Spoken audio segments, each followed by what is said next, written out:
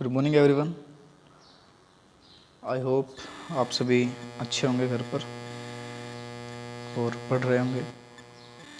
तो हमारा जो सेकंड लेसन है उसका नाम है the portrait of a lady. Portrait का मतलब होता है चित्र, पोर्ट्रेट ऑफ लेडी। बट यहाँ पर इसका मतलब है कि the portrait of a lady mean to say एक जो लेडी है उसके बारे में वर्णन किया गया है, उसके बारे में बताया गया है। तो कहानी काफ़ी अच्छी है और मैं चाहता हूँ आप दिल से सुने इसे और समझें कि कहा क्या गया है। चलिए। My grand mother and I were good friends. मेरी दादी माँ और मैं अच्छे दोस्त थे। My parents left me with her when they went to live in a city and were constantly। मेरे जो माता पिता हैं मुझे छोड़ गए थे मेरी दादी माँ के पास। She used to wake up in the morning and get me ready for the school। वो मुझे सुबह मॉर्निंग में जगाती थी और मुझे तैयार करती थी स्कूल जाने के लिए। She said her morning prayer in a monotonous। Monotonous का मतलब होता है कि एक ही सुर में गाया जाना, मतलब कोई ज़्यादा सुर ताल नहीं, सिर्फ गाए जाना उस चीज़ को। तो वो प्रेयर है जो वो गाती रहती थी। कब कब?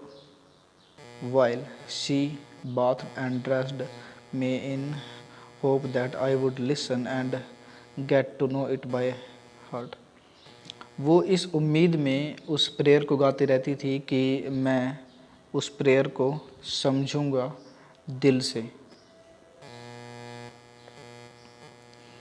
After a breakfast of thick stale chapati with a little butter and sugar spread on it, we went to the school। तो ब्रेकफास्ट के बाद, ब्रेकफास्ट में वो क्या खाता था? Stale chapati. Stale mean to say बासी, बासी रोटी, बासी रोटी। लिटिल ब्रेड, लिटिल थोड़ा बटर था, मक्खन उसके ऊपर, और शुगर चीनी फैली होती थी। हम स्कूल जाते थे।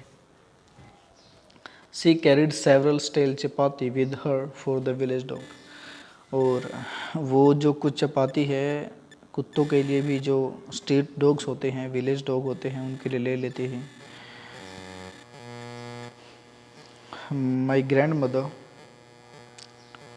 always went to school with me because the school was attached to the temple।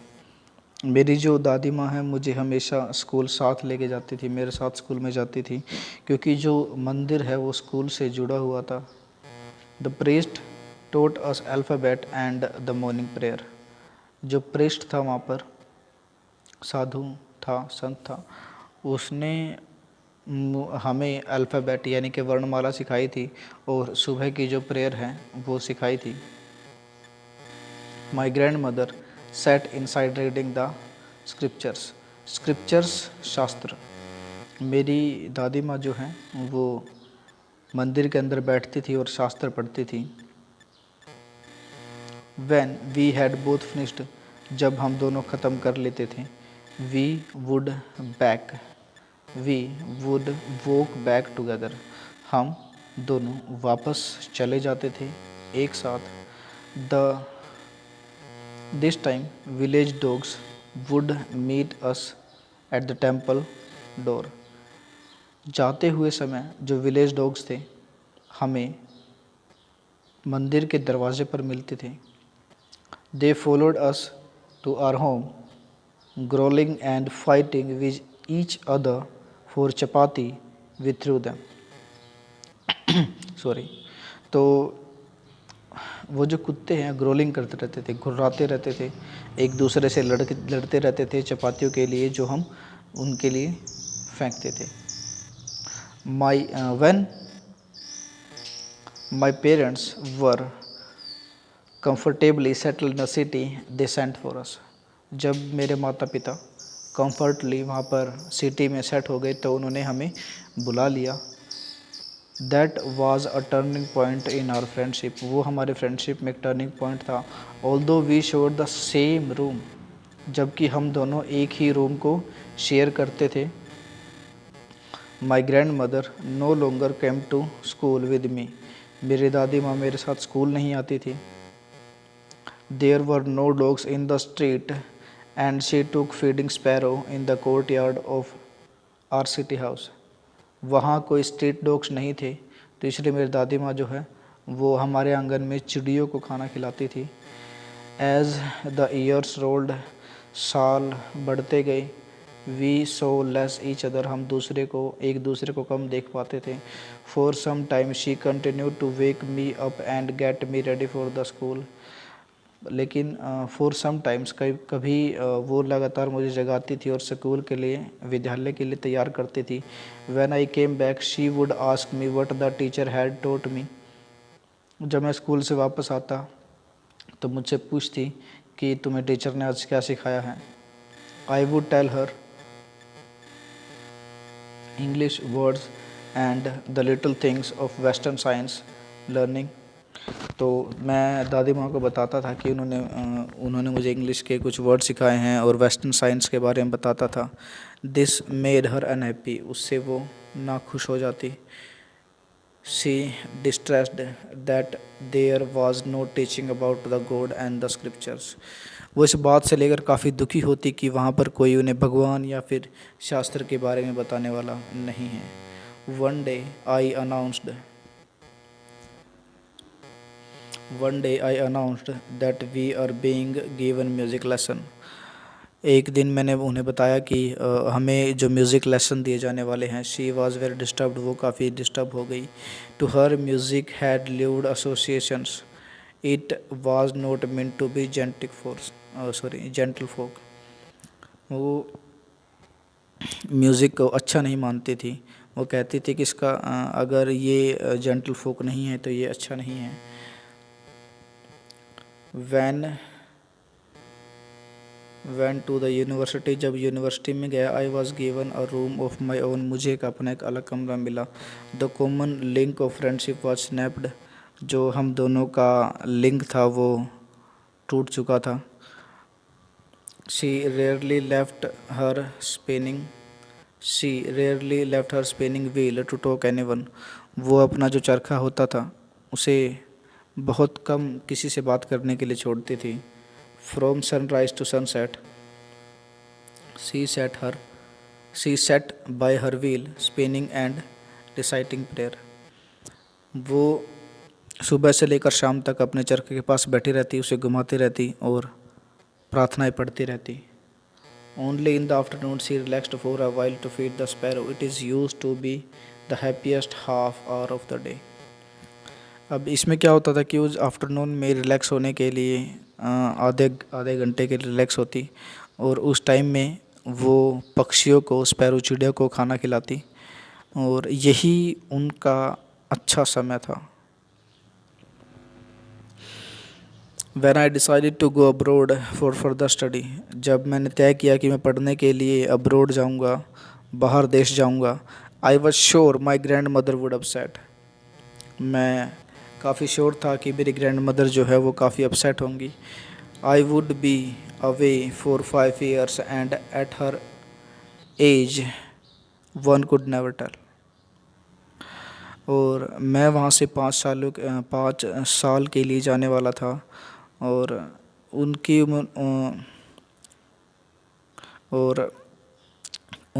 इस उम्र में उन्हें ये बता नहीं सकता था. But my grand mother could, लेकिन मेरी जो ग्रैंड मदर हैं वो बता सकती थी. She was not even sentimental. जब मैंने उन्हें बताया कि मैं जाने वाला हूँ तो वो काफ़ी कुछ वो सेंटिमेंटल नहीं हुई, भावुक नहीं हुई. She came to leave me at the railway station but did not talk or show an emotion. वो मुझे छोड़ने के लिए रेलवे स्टेशन आई लेकिन उन्होंने कुछ भी इमोशन शो नहीं किए.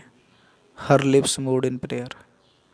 उनके होठ जो हैं बस प्रेयर करते रहे. Her mind was lost in prayer, उनका जो माइंड है वो प्रेयर प्रार्थनाओं में खो चुका था। हर fingers was busy telling the beads of her rosary, उनके हाथ मालाएं जप रहे थे। स्लाइंटली शी किस्ड माई फोरहेड, चुपके से उन्होंने मेरे माथे को चूमा। And when I left it and when I left I crashed in moist imprint as perhaps the last sign of physical contact between us। और जो मेरा माथा है वो हल्का सा गीला हो गया, मॉइस्चर हो गया, और ये उनके साथ मेरा फिजिकल लास्ट कांटेक्ट था। But that was not so, लेकिन इतना ही, बस इतना ही नहीं। After 5 years I came back home and was met by her the station. जब 5 साल बाद मैं वापस आया, मैं उन्हें स्टेशन पर मिला। She did not look a day older, वो एक भी दिन बूढ़ी नहीं दिख रही थी।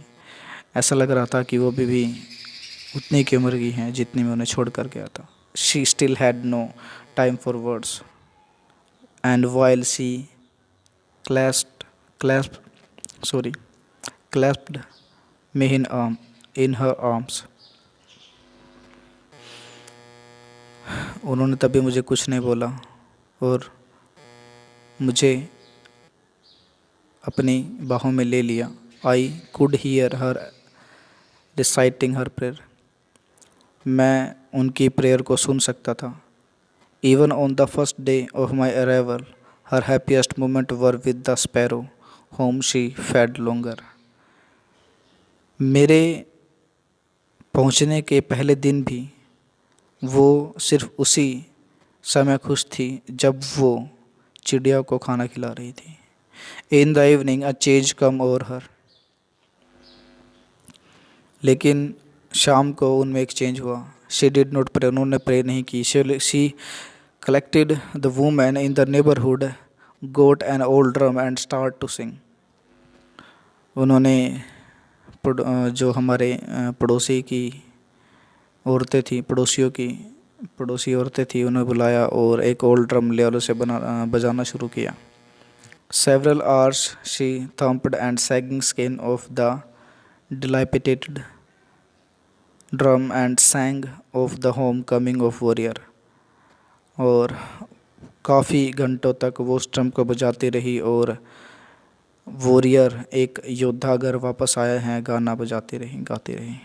We had to persuade her to stop to avoid overstraining, और हमने उसे रोका कि ये ओवर स्ट्रेनिंग छोड़ दे, ये ज़्यादा जो स्ट्रेन कर रही थी, ज़ोर दे रही थी चीज़ों पर। The next morning she was taken ill, अगली सुबह वो बीमार हो गई। It was a mild fever and the doctor told us it would be go. उन्हें एक हल्का बुखार था और डॉक्टर ने कहा कि चिंता मत कीजिए, वो ठीक हो जाएगी। But my grand mother thought differently, लेकिन मेरी दादी माँ कुछ अलग ही तरीके से सोच रही थी।